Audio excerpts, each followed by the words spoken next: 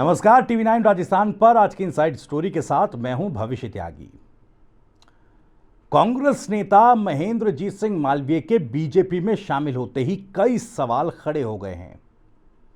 महेंद्रजीत सिंह मालवीय का बीजेपी में शामिल होना और उसके पीछे की इनसाइट्स क्या हैं, ये हम आपको आज बताने जा रहे हैं। दरअसल आखिर ये खेला क्या हुआ है राजस्थान में और ये खेला किसके साथ हुआ है, ये समझना बेहद जरूरी है।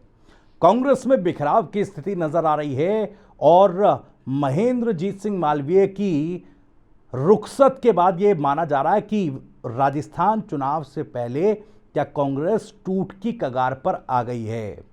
और चूंकि सोनिया गांधी ने यहां से राज्यसभा का पर्चा भरा है, तो क्या किसी तरह का कोई खेला अब बीजेपी राजस्थान में करने जा रही है।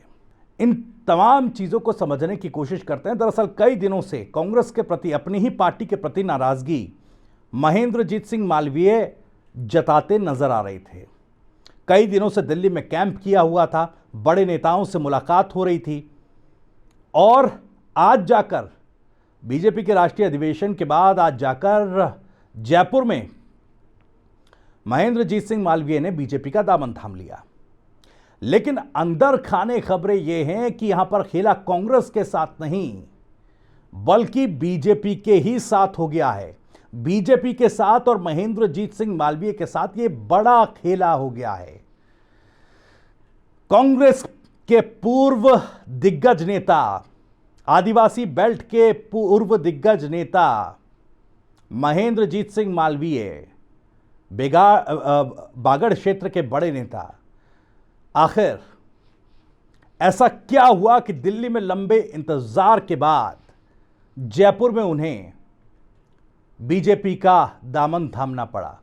दरअसल कहानी कुछ यूं है, जो अंदर खाने की खबरें हैं। कहा यह जा रहा था कि तैयारी तो लाव लश्कर के साथ दिल्ली में बड़े नेताओं के साथ पार्टी ज्वाइन करने की थी, लेकिन वो हसरत, वो मनोकामना महेंद्रजीत सिंह मालवीय की पूरी नहीं हो पाई। वो किस लिए, ये आपको बताते हैं। दरअसल कई ऐसे नेता हैं कांग्रेस के भीतर जिनको लेकर यह कहा जा रहा था कि वो बीजेपी का दामन थाम लेंगे। कई ऐसे नेताओं को अपने साथ लेकर महेंद्रजीत सिंह मालवीय आएंगे और दिल्ली में लाव लश्कर के साथ, बड़े नेताओं के साथ बीजेपी ज्वाइन करेंगे। और कौन कौन से नेताओं का जिक्र चल रहा था, मैं आपको बता दूं। दरअसल पूर्व कैबिनेट मंत्री लालचंद कटारिया, पूर्वी राजस्थान से राज्य मंत्री रहे राजेंद्र यादव, अर्जुन सिंह बामनिया, नानालाल निनामा और रमीला खड़िया, उदयलाल आंजना, ये तमाम नेता और इस तरह के कई और नेताओं के नाम थे।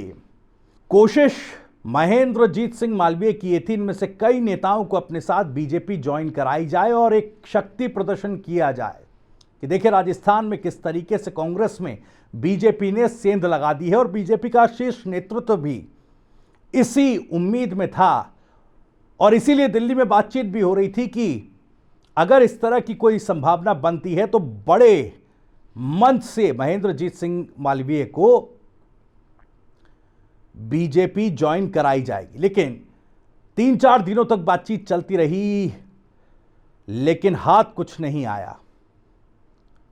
राजस्थान में पूर्व मुख्यमंत्री अशोक गहलोत ने खेला कर दिया। दरअसल महेंद्रजीत सिंह मालवीय को तो न सही, लेकिन वो जो बागी तेवर अपनाए हुए थे, ऐसे कई नेताओं को पूर्व मुख्यमंत्री अशोक गहलोत ने मना लिया। महेंद्रजीत सिंह मालवीय की ज्वाइनिंग से पहले कई नेता गहलोत साहब के घर पहुंचे, बातचीत हुई और आखिरकार उनका पार्टी छोड़ना कैंसिल हो गया।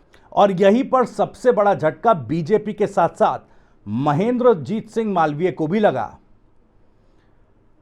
दिल्ली से वापसी हुई महेंद्रजीत सिंह मालवीय के लिए, लेकिन कांग्रेस पार्टी से जिस तरीके से बगावत की, कांग्रेस पार्टी को लेकर जिस तरह की बयानबाजी की, अब महेंद्रजीत सिंह मालवीय के पास कोई विकल्प नहीं बचा। मजबूरन जयपुर आकर बीजेपी ज्वाइन करनी पड़ी, जो तैयारी दिल्ली के लिए थी। दिल्ली से बीजेपी ज्वाइन कर, दिल्ली से जो कहा जा रहा है घर वापसी कर, राजनीतिक तौर पर खुद को नए सिरे से स्टैब्लिश करने की जो तैयारी थी वो धरी की धरी रह गई। हालांकि केवल मजबूरी महेंद्रजीत सिंह मालवीय की नहीं थी, बीजेपी के शीर्ष नेतृत्व के सामने भी यह मजबूरी खड़ी हो गई, क्योंकि दिल्ली से तो विदाई दे दी गई, दिल्ली से तो कह दिया गया कि भाई आप जब नेताओं को अपने साथ नहीं ला सकते तो हम आपको बड़ा प्लेटफॉर्म किस तरह से दे दें।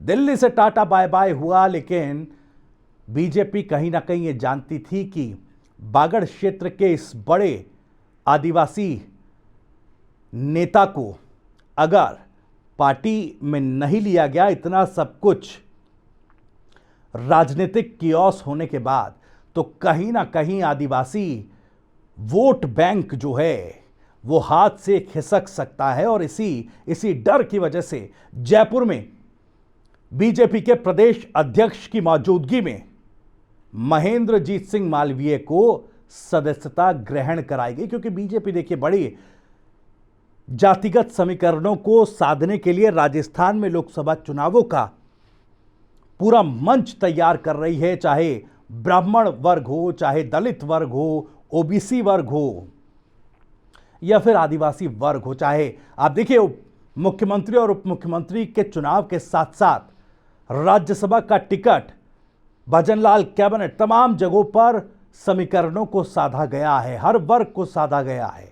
हाल ही में आदिवासी वर्ग को साधने के लिए चुन्नीलाल गरसिया को राज्यसभा का टिकट दिया गया, उनका नाम फाइनल किया गया। लेकिन बड़े नेता हैं महेंद्रजीत सिंह मालवीय, तो जाहिर तौर पर अगर उनको बीजेपी ज्वाइन मजबूरी में न कराई गई होती तो कहीं ना कहीं बीजेपी के लिए भी ये झटका हो सकता था। लेकिन जो तैयारी थी वही तैयारी की बीजेपी के सबसे बड़े मंच से जो है पार्टी ज्वाइन महेंद्रजीत सिंह मालवीय को कराया जाएगा, वो सपना महेंद्रजीत सिंह मालवीय का न पूरा हो पाया और न बीजेपी का वो दांव चल पाया जो कांग्रेस के भीतर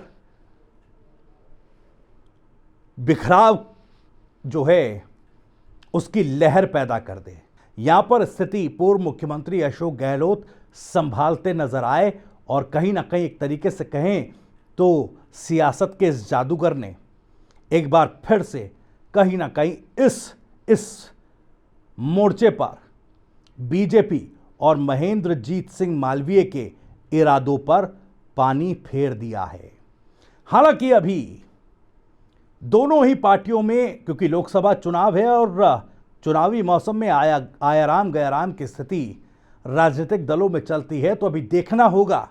क्योंकि हाल ही में आपने देखा होगा खिलाड़ी लाल बैरवा ने भी खुलकर पार्टी के विरोध में बयान दिए हैं, सोनिया गांधी के राज्यसभा नामांकन पर सवाल खड़े कर दिए हैं, कई और बातें उन्होंने कह दिया कि देखिए मैं बंधुआ मजदूर नहीं हूं। तो कांग्रेस पार्टी में पूर्व मुख्यमंत्री अशोक गहलोत ने एक मोर्चे पर तो जादूगरी कर स्थिति को संभाल लिया है, लेकिन क्या पूर्व मुख्यमंत्री अशोक गहलोत इस बिखराव को रोक पाने में कामयाब हो पाएंगे क्या? और लोकसभा चुनाव में और ख़ास तौर पर उससे पहले चूंकि एक और बड़ी चुनौती राज्यसभा चुनाव की भी है, तो वहाँ तक क्या स्थिति को संभाल पाएंगे? लेकिन हाँ, एक चीज़ और, क्योंकि जो ये कहा जा रहा है कि राजस्थान में राज्यसभा चुनाव से पहले क्या कांग्रेस टूट की कगार पर है, क्या कोई उलटफेर बड़ा राजस्थान में राज्यसभा चुनाव को लेकर हो सकता है, क्या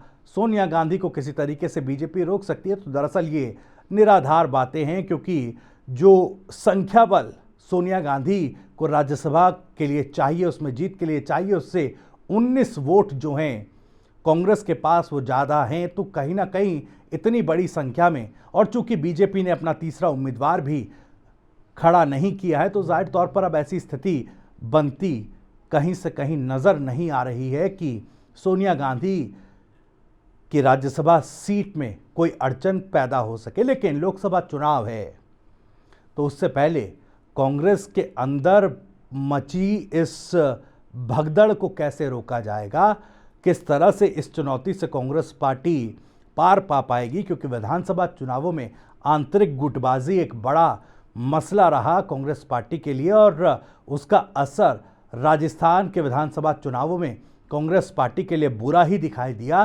तो लोकसभा चुनाव में ये एक बड़ी चुनौती है जिससे निपटना कांग्रेस के लिए बहुत बड़ी चुनौती निकलकर सामने आएगा। और चूंकि कांग्रेस पार्टी के लिए अब राजस्थान में ये कलह वाली स्थिति और भगदड़ वाली स्थिति को कंट्रोल करना इसलिए भी ज़रूरी हो जाता है कि खुद कांग्रेस का आलाकमान कहे जाने वाली सोनिया गांधी राजस्थान से राज्यसभा सांसद हैं। तो ऐसे में कांग्रेस के बड़े जो छत्रप हैं, चाहे सचिन पायलट हों या फिर अशोक गहलोत, उन दोनों के कंधों पर या बाकी और बड़े नेताओं के कंधों पर जिम्मेदारी होगी कि पार्टी को एकजुट रख पाएं और कम से कम अब जब राजस्थान से राज्यसभा सांसद बनेंगी सोनिया गांधी तो राजस्थान से उस तरह के संदेश न जाएं जो पार्टी को बड़े मंच पर बदनाम करता हुआ नजर आए। खैर, इसी के साथ आज इनसाइड स्टोरी में इतना ही। अगर आपको वीडियो पसंद आया हो तो वीडियो को लाइक करें, ज़्यादा से ज़्यादा शेयर करें। आप भी इस मसले पर कुछ कहना चाहते हैं तो कमेंट बॉक्स आपके लिए खुला हुआ है। राजस्थान से जुड़ी और भी तमाम खबरों को सबसे पहले जानने के लिए सब्सक्राइब जरूर कर लीजिए। TV9 राजस्थान। नमस्कार।